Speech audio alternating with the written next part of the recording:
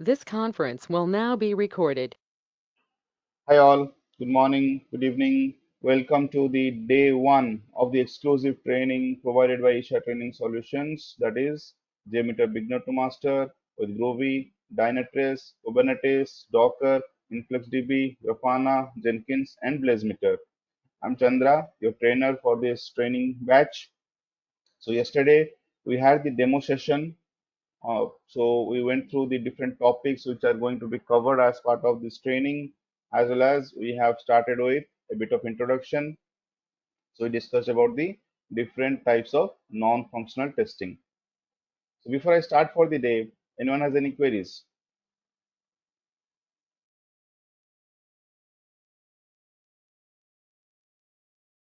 Hey, hi, good morning. So, can you just repeat yesterday's session within 5 minutes so we'll get some idea on that. So, what we need to cover and what are the contents of this? So the contents, it will not be possible to cover in 5 minutes. The link is already there in the WhatsApp group. So I'll request you to kindly, go through it, as well as yesterday's recorded session has already been shared in the WhatsApp group. So yes, maybe I'll start with the topics, or means the content, whatever I started yesterday, maybe the introductory content. So we'll repeat from there. I hope that is fine. But yes, for the Yeah, yeah, topics, it's fine. there are so many topics. So please go through yesterday's session, as well as the website has already been shared in the WhatsApp group. Yes, someone has raised the hand. Kavita, yes, tell me. So for Docker, we need to install the Docker image, right? In which operating system we need to install? So that we'll see in later sessions. Okay, that so we still have some time to learn about that. Okay, so doc, Earlier, tell me. earlier when I tried to install, it took much space. Mine is Windows machine. So ideally, these all are you can install in Windows, or you can install in Linux. Okay, so ideally, in most of the projects, it is used in Linux. Okay, but Okay, we yeah, are using Windows, so any solution will be there to install. that is again concept. That is again part of your DevOps team. Okay, so they will be configuring it in the pipeline. Okay, Yeah. Any other thank you. queries from yesterday?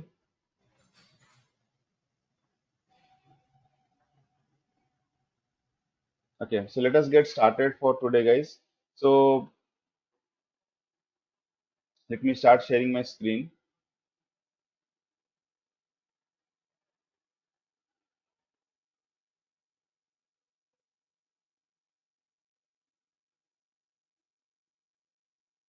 I hope my screen should be visible to all of you.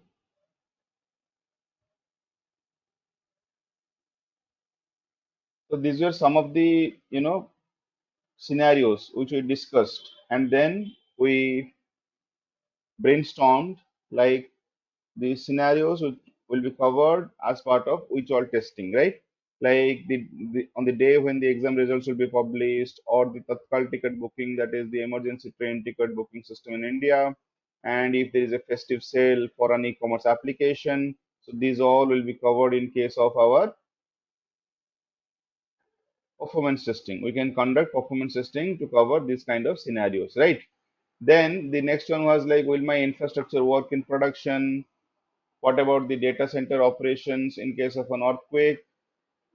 So these scenarios can be covered in with the help of site reliability testing or the operational acceptance testing. Can my application be hacked? Data security breach? Can it happen or not in my application? Testing related to malware and all. So how can this be verified? This can be verified with respect to security testing. And then will my application be compatible with different browsers? Can my application be accessed by differently abled persons, right? So compatibility with different browsers, that will be covered as part of browser compatibility testing, and accessibility testing will cover the application to be accessed by differently abled persons. So all these types, guys, all these different testing types, right? They are non-functional testing. Understood? They all are belonging to non-functional category of testing. So this we discussed yesterday. The different types of non-functional testing are performance testing, site reliability testing or the operational acceptance testing, security testing, browser compatibility testing, and accessibility testing. Clear, all of you? Any queries, anyone? So ultimately, we will be doing only performance testing using JMeter, right? As part of this training, we are only going to focus on performance system. Okay, thank you. Next, so we had covered till this much yesterday, right, guys? So let us go to the next topic. So why performance testing is required, right? Because already we are doing so much of testing. In functional testing, we are covering the functional scenarios, we are verifying the functional use cases. Then probably we are also doing automation testing, right? And there is like system testing, system integration testing. Okay, those are again part of functional. The development team is already doing the unit testing. So why again another testing, that is performance testing? Performance testing is very crucial, guys, very crucial. The Flipkart is an e-commerce application in India, right? So the first big billion day sale, all of you must have heard in the news, right? That it was, means the servers crashed for Flipkart, right? And similarly, nowadays we have the OTT platforms, and whenever any soccer match or cricket match is live, the application goes for a toss, right? Nowadays they are improving the performance. So the point here is like so many people have access to internet nowadays, and hence the access to the web applications. For us, those might be applications. But for the application owners, they are businesses, right? They are businesses. So if my business is not bringing profits, then there is no use of doing that business, right? So for them, it is very important that they hold on to their customer base as well as increase their customer base. That is why performance testing has now gained importance in all the projects. As previously they were ignoring performance testing, but now they have seen the impact. If we do not do performance testing, we will lose customers. The customers will go to our competitors. Understood? So that is why it is very crucial, guys, to do performance testing. And why we do performance testing? We do performance testing to verify different factors of the application. First is the speed of the application. Now, what is speed of the application, guys? It's not that it is going to run, right? So basically, whenever we are using the application, whenever we are doing any user action on the application, whenever we are doing any navigation on the application, whenever we are conducting any user flow on the application, the application responds to our requests, right, guys? The application responds to our requests. What happens normally? We have the client means it can be our browser, right? Client. Then we have the server.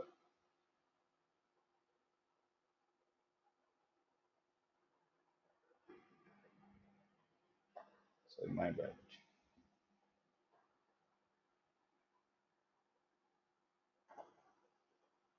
This is my client.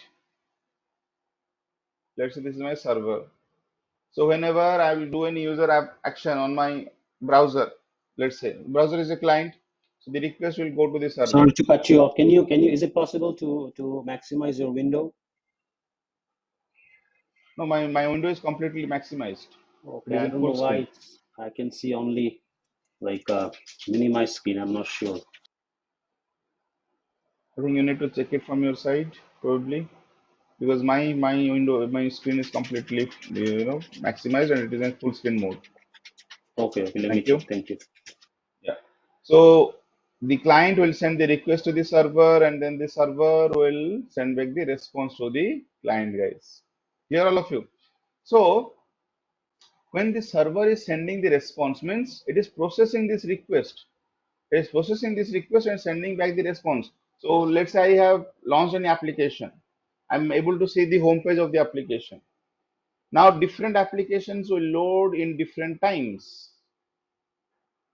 The faster it loads, the better is the user experience. If you have to keep on waiting for the application to load, nowadays the users are very impatient, right? The users on the internet are very impatient. If they don't like the speed at which the application is responding, they will simply stop using the application. And if a user stops using the application, then the application loses a customer, guys. Understood? So ultimately it is going to impact the business of the application. So the speed at which the application is going to respond is very, very crucial for the performance of the application, for the user experience of the application. So in speed, we basically measure how fast the application is going to respond to our user actions.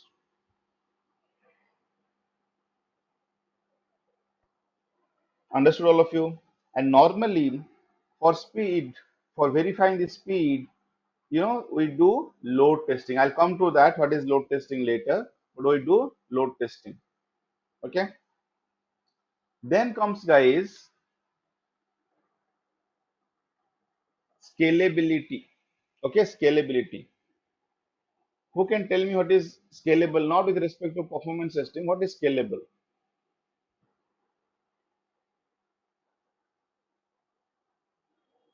Anyone? We need to check whether our application is scalable to perform in stipulated load, or we are providing the more user load on the application. Okay.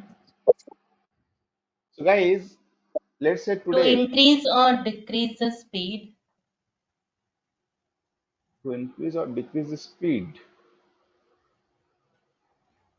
To No. check Or in the simple words, we application. can say that when Like let's say we are using the performance testing using 10 users, then again after some time we are using increasing the number of user count, say let's say 50, 100, and we are checking the behavior of the system, means whether it is scalable or not.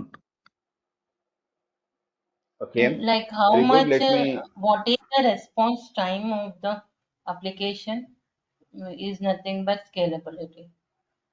We need to scale according to the No, response response. time. No. Response time you will find in every test, right? In every, whenever I'm measuring the speed of the application, then also I'll find the response time. So the other answer which I got is more relatable. Okay. So now let me explain, guys. Like a scalability is nothing but to check the application, like whether the application is handle expected load or not. Yes, very good. So let's say an application ABC is currently being used by 1000 users. Okay, guys, an application is being used by 1000 users currently. Now tell me, any application owner would want the user base to increase, or they are happy with the constant user base throughout the years? Definitely they would want to increase the customer base, the user base, right? Then only there will be more footfall on their application, their business will grow, right, everyone? Now let's say today the application is catering to, or it is serving to 1000 customers. Tomorrow, or let's say 5 months, 6 months down the line, there are like 2000 customers.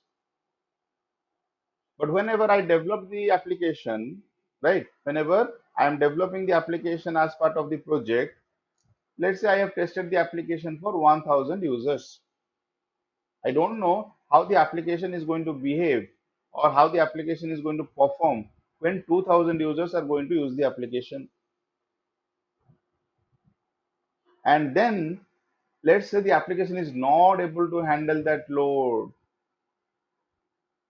It's just in a matter of 6 months, guys, of going live. Okay, so what is the problem now? Now my application is not able to handle 2000 users, and tomorrow, let's say after 6 months or again after 1 year, again my user base will increase. So very big problem. So whenever we are doing the performance testing of the application, we need to keep in mind about the future volumetry, guys, right? Because every 6 months, every 2 months, every 1 year, the projects are not going to spend lots of money just to handle performance. And in some domains, okay, particularly in utilities and all, you will find for 4 years, 5 years, they do not upgrade their IT, they do not upgrade their applications. So whenever you are doing the performance testing, you need to keep the future volumetric in mind. And when I'm saying about future volumetric, let's say my application is catering to X number of users today. I need to verify whether my application can also cater to 2x, 3x of the current volume. That is known as the scalability, guys. Whether my application can cater to the additional volumetric, it can scale up. It can scale up. That is where, nowadays the cloud services are there, right, from different vendors. The main factor which they boast of is that they are auto scalable. But if it is a physical infrastructure, the IT team or the support team have to increase the hardware resources, right, on the physical infrastructure to scale it up. Or there could be some, fixes on the application software side also. But the cloud vendors, right, they boast of auto scalability. So that is why we verify scalability also, guys. Verify scalability. So in case of scalability, to verify scalability, we do the different kinds of tests like stress testing or spike testing. Okay, we'll understand them in more details later. Next, let's say my application is having very good speed. Let's say my application is very highly scalable, but it is over a short duration of time.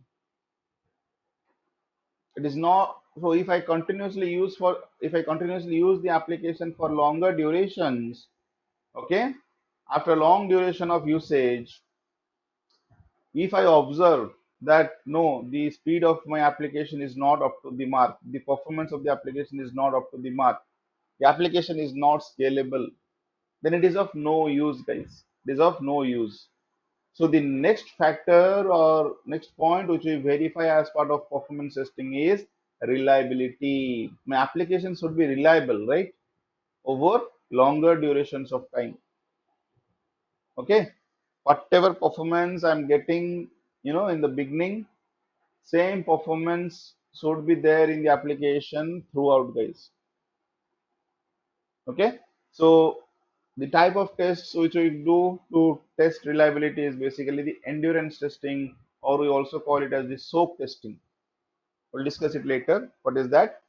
But yes, these are the three main factors because of which we do performance testing, everyone. Speed, scalability, reliability. Any queries?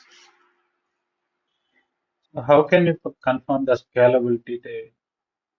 Which type kind of testing we perform here? I told, right, stress testing, spike testing. Okay, thank Yeah. So any other queries, anyone? Now, because we are going to dive into performance testing, we need to be aware of some terminologies which are going to be commonly used, guys, in performance testing. Okay, we need to be aware of the terminologies which are going to be commonly used in performance testing. So let us go through those terms. Virtual user, virtual user. You will hear this term, in performance testing space very frequently. Now, why we call it virtual user, guys? We are going to do the test with different number of users, right? In performance testing, they may be in the in the volumes like 1,000, 2,000, 5,000, 10,000, etc. Now, I cannot deploy real users, real people, right? I cannot deploy real people to test like 5,000 people, 10,000 people. It's very difficult. It is practically impossible to arrange such kind of a system to use real people to test the performance. And again, when you have so many people, it's really difficult to have this sync between them, to control them, right? That is why we take the help of different performance testing tools.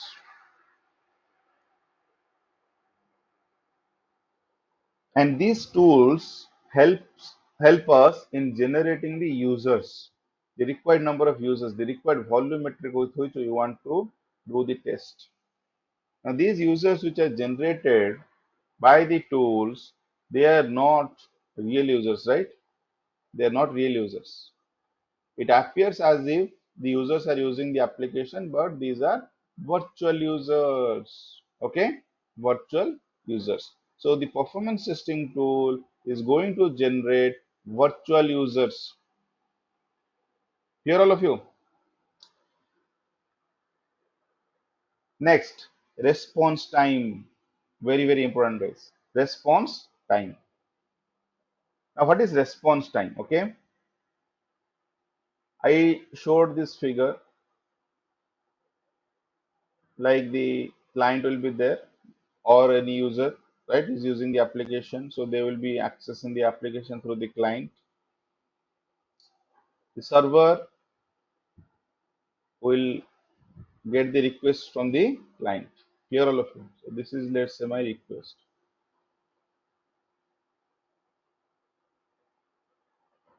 Okay, and then the server will process that request, right? The server will process that request, and once it processes the request, it will send back the responses.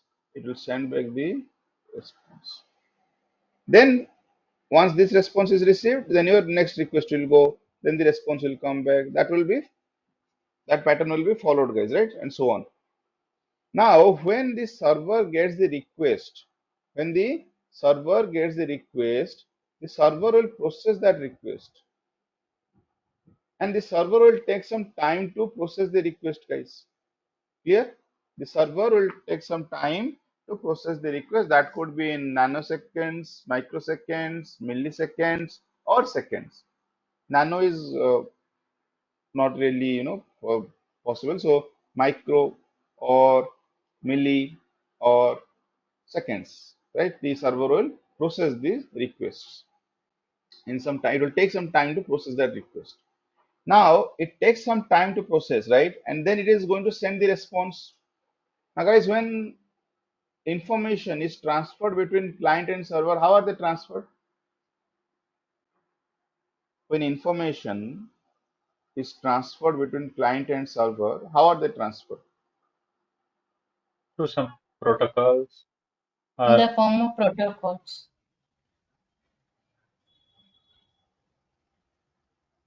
Yeah, through the REST services, protocol. REST Sorry. services, REST services.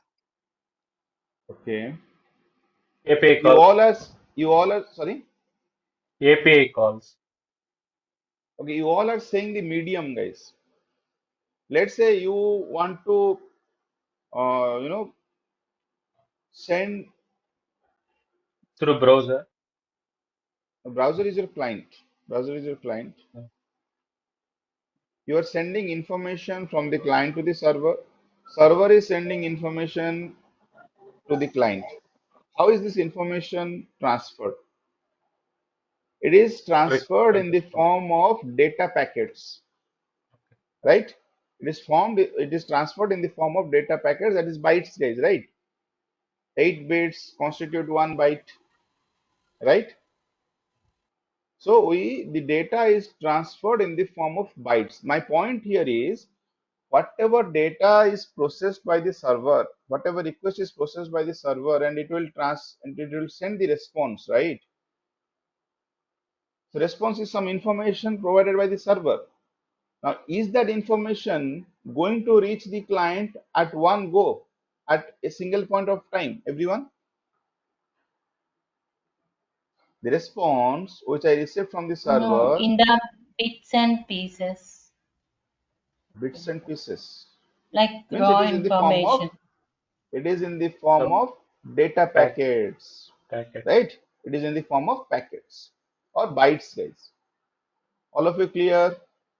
The response, whatever the server will send, that will not be reaching the client at a single point of time, guys.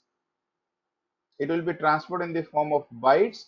So gradually, so whenever you see a page loading, if it is a heavy application, right? So it will take some time to load the entire page or render on your browser. Understood? That is why when the data is getting sent in the form of bytes, some bytes will reach faster, some bytes will take some time to reach, because it is transferred in the form of packets. So guys, there will be a time, right? There will be a time when the first byte will reach to the client from the server. The first byte, whatever the server processed, right? The information, whatever the server has to send, the first byte of that information will reach the client. We call that as time to first byte. We call that as time to first byte, guys. Now let's say this time to first byte is y. What is time to first byte? The time taken by the first byte of the response to reach from the server to the client. That is my time to first byte. Let's say the time taken is y. The unit can be milliseconds, seconds, microseconds, anything, guys. Okay. And let's say the server takes X amount of time to process the request. So what is the response time, you know? It is the summation of the time taken by the server to process the request and the time taken by the first byte to reach from the server to the client. So your response time is X plus Y. Is it clear, everyone? Your response time is X plus Y. Okay. Anyone, any queries? All of you understood this? X plus Y means client taken the time to communicate to server, and Y is server taken time to No, I never send the said that. response. I never said that. X is the time taken by the server to process the request. Once the request reaches the server, the time taken by the server to process the request is the X. Then it will start sending the response, right? So X plus Y is your response time. Then throughput. Throughput, okay? So guys, these requests are going from the client to the server, right? The requests are going from the client to the server, and it is not from one user.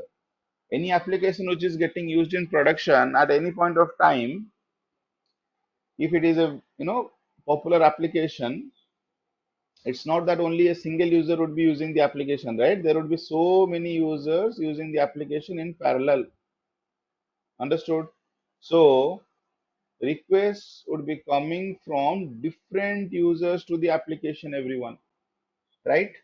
Requests would be coming from different users.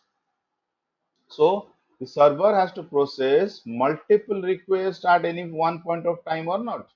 The server has to process multiple requests at any point of time. So what is throughput, guys?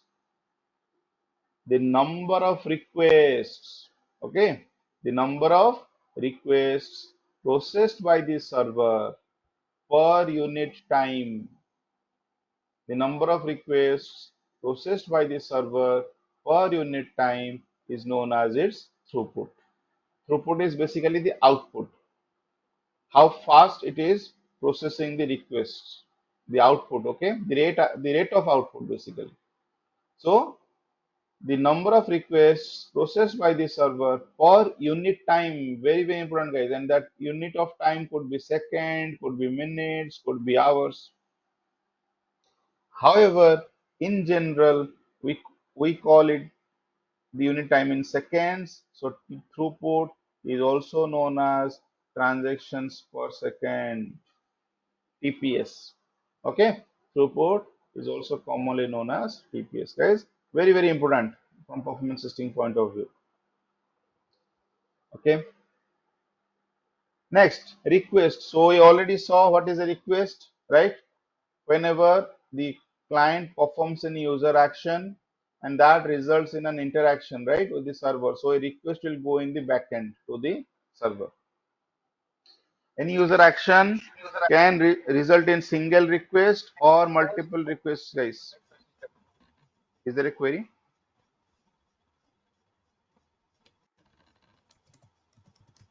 Is there a query? If no, I'll request everyone to be on mute, please.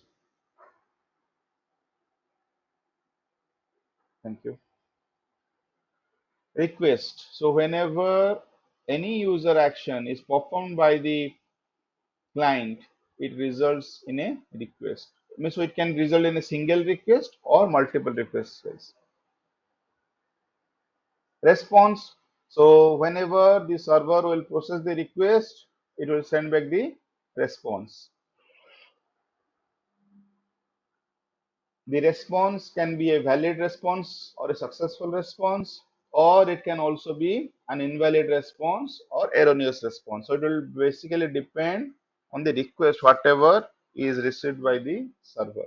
If it is a valid request, you will get a valid response. If it is an invalid request, you will get an invalid response.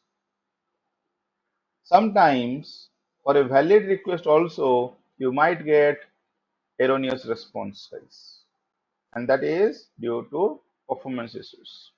Okay, transaction, very very important guys. Transaction. So whenever I will provide a URL, let's say on the browser, I provide a URL on the browser and I hit enter, then what do I see? I will see some web page loading on my browser, right? So whenever I am entering the URL and or I'm providing the URL and hitting enter, guys, that is called a user action. I provide the URL and I hit enter, that is called as user action. And if my user action is resulting, okay, if my user action is resulting in an interaction with the server,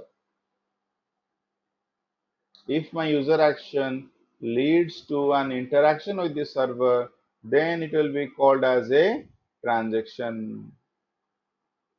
If my user action does not result in an interaction with the server, then it will not be called as a transaction, guys. Okay, so any user action resulting in an interaction with the server will be called as a transaction. So for example, we have different user flows. Let's say I want to book a flight. I will launch my application. I will log in into the application. I'll provide my travel details and then search for flights. I will select a flight and then I will book a flight. Then I will probably view my booked flight or sign out from the application. So guys, whatever steps I did, like launching the application, so that will do an interaction with the server. I provide the credentials and then log in. That will also result in an interaction with the server. So these all will be called as your transactions. Okay, these all will be called as your transactions. Transactions per second. So which I have already told you, right? Transactions per second is also your throughput. But throughput can be in transactions per minute, transactions per hour, transactions per second. So transactions per unit time is your throughput. So because very famous, or most of the times we refer as transactions per second. So the number of transactions which will be processed by the server per second, okay? The number of transactions processed by the server per second is known as your transactions per second. Now, very, very important question, guys, to all of you. If my application is having very good performance, if my application is having very good performance, the number of requests are going to the server, right? So please tell me, for an ideally performing application, for a good performing application, what will be the relationship between the number of requests and the throughput?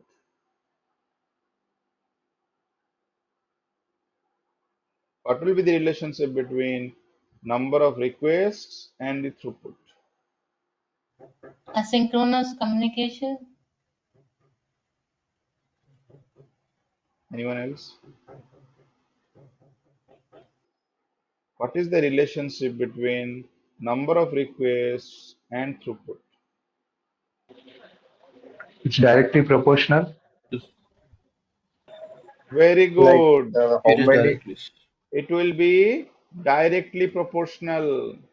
With increase in the number of requests, your throughput will also increase. With decrease in the number of requests, your throughput will also decrease. The condition which I told you is for an application which is having good performance, guys. So during your test execution, if you see a deviation from this, right?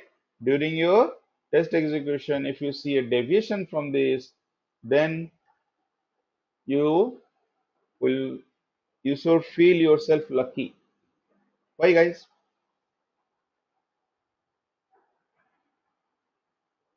That's a bottleneck. That's a bottleneck because you have found performance issue. And when you find performance issue, then only you will get your bread and butter, right? Jokes apart. But yes, throughput and the number of requests are directly proportional to each other. Number of requests are also known as hits. So if we measure the number of requests per unit second, right, per second, they are also we can also call them as hits per second, guys. Hits per second. So ideally you will get a question in the interviews like, what is the relationship between hits per second and throughput of the system if for an application to have good performance? So now next question, guys, what is the relationship between, okay, what is the relationship between throughput and response time for an application having good performance? What is the relationship between throughput and response time?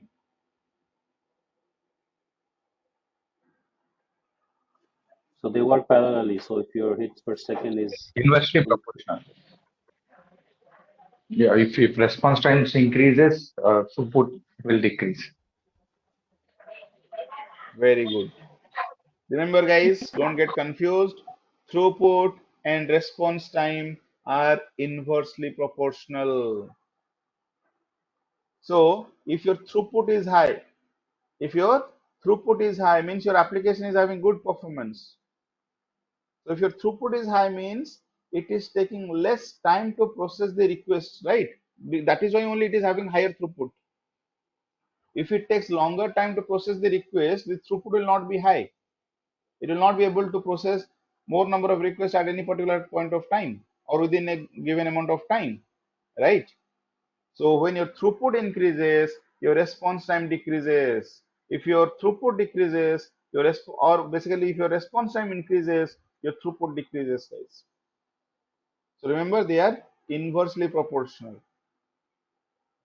Okay, so hits per second and TPS directly proportional, TPS and response time inversely proportional. Okay. Okay, any queries, anyone in these terms till now?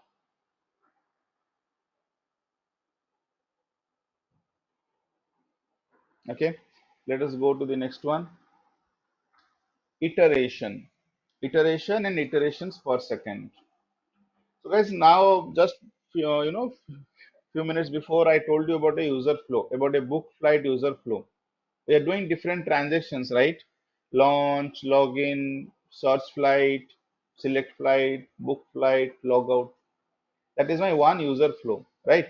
So one round of my user flow, one complete user flow is called as one iteration. When I'm doing one complete flow, guys, I start from launching the application till I do logout, right? Once.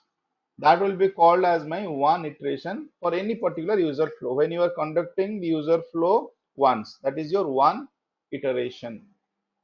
Now tell me, guys, any user flow you take, okay, purchasing the application, purchasing the products on an e-commerce application, or booking flights, or booking hotels, or booking movie tickets. So tell me, how much time will it approximately take for a user to do one user flow or one iteration?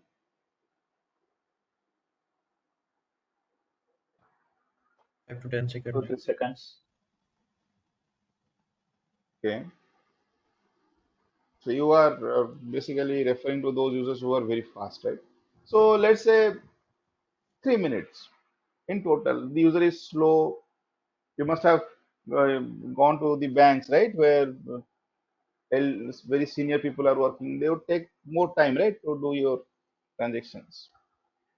So let's say it is on the higher side, guys. 3 minutes, for example. Okay, one iteration takes 3 minutes. Normally, we do our performance tests for 1 hour or 2 hours. So if my one iteration is taking only 3 minutes or 2 minutes, how am I going to extend my test till 2 hours, guys? Right? How am I going to extend my test for 1 hour or 2 hours? What happens, we conduct multiple iterations. One iteration will be completed, then another iteration will be started. That iteration completes, another iteration starts. Did all of you understand this? What I'm trying to say? You have, let's say, 5 user flows. Okay, 5 user flows as part of your performance testing scope. Each user flow takes around 2 minutes, for example, and these user flows will run in parallel, right? So let me do one thing. Let us, consider as one user flow. We'll consider one user flow. Okay. So this user flow, let's say it takes 2 minutes to complete. Now, but I have to do the test for 2 hours. My user flow will complete in 2 minutes. How do I continue my test for 2 hours? Right? What happens is, in performance testing, once first iteration is completed, okay, then another iteration will start. Then another iteration will start. Clear, all of you? In this way, your multiple iterations will occur.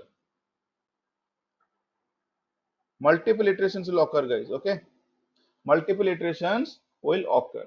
So the number of iterations happening per second is your iterations per second. Like the number of transactions per second, we have the iterations per second. Okay.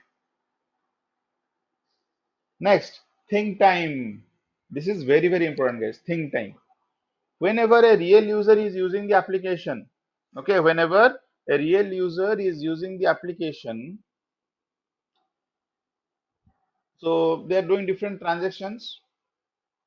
So when the first transaction is completed, let's say launch application, as soon as the user launches the application, without any pauses, does the user provide the login credentials and logs in? Once the user logs in into the application without any further pauses, it goes and searches for the flight. Without, after getting the search results, without wasting any time, does the user go and select the flight and so on, guys? Does it happen in that way? Or whenever you do any, whenever you use any web application, do you use in that fashion, everyone? No. All of you try to understand this. Do we do the transactions one after the another without wasting any time, without any pause in between? Do we do in that way? All of you? No, right? There is always some pause in between the transactions which we do as real users, right?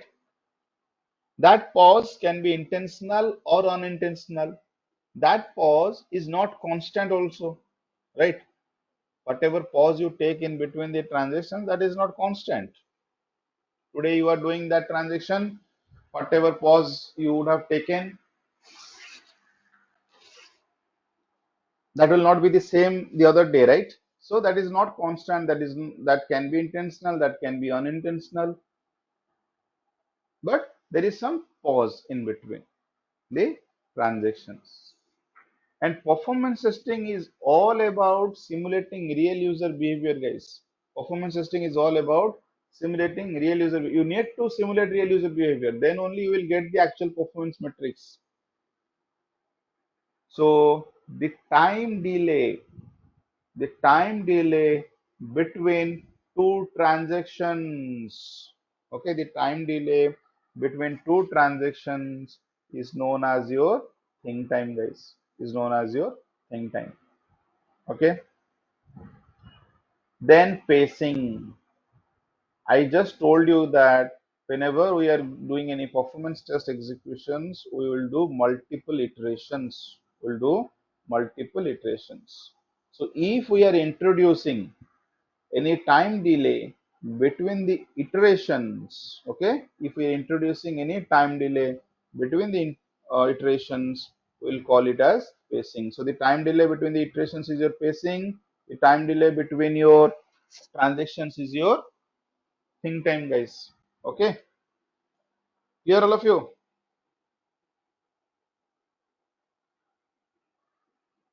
All of you clear?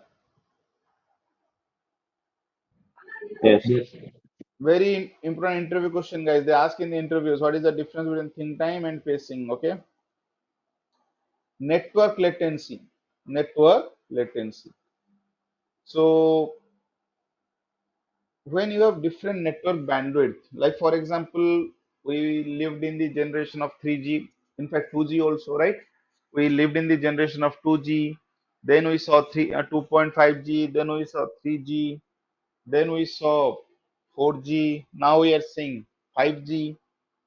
So did you experience the same performance in all the network bandwidth size? No. Yes. Better. It's better You now. observed same performance? My God. So No variation. you were experiencing 5G speed in the era of 2G also? Yeah. No, right? We are No. experiencing different performance, different speeds, right? So that is why the network bandwidth impacts the performance of the application, right? The network bandwidth impacts the performance of the application, guys. So the delay introduced due to your network is your network latency, right? The delay introduced due to your network is your network latency. Non-functional requirement. So we are going to do performance testing. Performance testing is a type of what testing? Performance testing is a type of non-functional testing, guys. And we also saw the other non-functional testing types. So for functional testing, you get functional requirements. For non-functional testing, you will get non-functional requirements. Now, if you are only doing performance testing in your project, you could get the requirements related to performance testing only. However, if other types of non-functional testing are also getting conducted, then you might get the non-functional requirements having the requirements for different types of testing. So, and if your responsibility is for performance testing only, you need to figure out or filter out the performance testing requirements only from the NFRs.